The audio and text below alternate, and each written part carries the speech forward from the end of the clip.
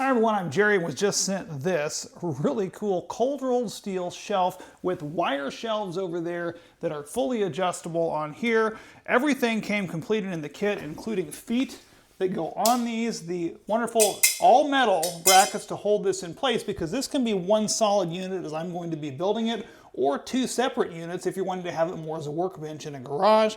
They give you support brackets, instruction guide, and even a little hammer to help you tap all this stuff into place. I'm going to go ahead and get this put together, and then we'll show you what it can do. We got it all put together. This thing went together really, really easily. I'm loving the fact that it had these little pieces here to link the lower and upper shelves together. Really nice powder coated rolled pieces along with everything else, and a lot of thought put into it, including these pieces here, which add additional support across the middle and keep it from bowing. Now, different shelves for different tools, that is great. Sometimes it's good to have a solid shelf. Sometimes it's good to have this wire mesh shelf because you can set things on there, not worry about liquid or anything gonna drain through, which is great. Each one of these shelves holds over 600 pounds a piece for a total of 2,400 pounds worth total that you could put on this shelf, which is great.